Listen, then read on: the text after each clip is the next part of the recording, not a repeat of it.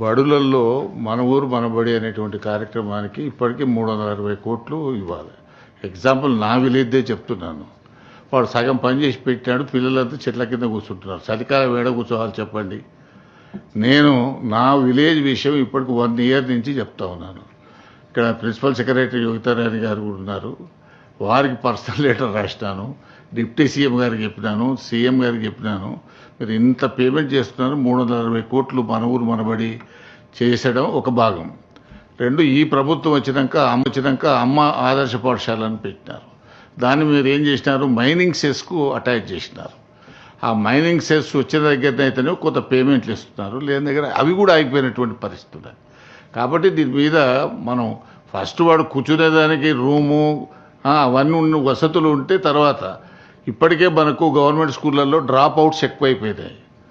మీరు మనం గతంలో చెప్పిన లెక్కల ప్రకారమే 24-25లో 18.5 లక్షల మంది ప్రభుత్వ పాఠశాలలో ఉన్నారు, 36 లక్షల మంది ప్రైవేట్ పాఠశాలలో ఉన్నారు. ఈ సంవత్సరం 3 లక్షల మంది చేర్చినామని చెప్పినారు, కానీ అది ఉత్తదే. 30,000 మంది కూడా కొత్తగా చేర్చుకోలేదు, లెక్కలు మాత్రం పంపిస్తున్నారు. దయచేసి ఈ మన ఊరు మనబడికి సంబంధించిన పేమెంట్స్ ఇవ్వండి. చిన్న చిన్న కాంట్రాక్టర్లు, ఎందుకనంటే విద్యా కమిటీ చైర్మన్ వాడు 3 ఏళ్ల కింద అప్పు తెచ్చి కడితే, మీకు చెప్తున్నాను, మా ఊరిలో 19 లక్షలు 20 లక్షలు బాకీ. వాడు బాధపడలేక నేను 5 లక్షలు ఇచ్చినాను వానికి. అరే నీ బిల్లు వచ్చిందని మళ్ళీ నాకు వాపసు తెచ్చేయమని. ఇటువంటి పరిస్థితి ఉన్నది.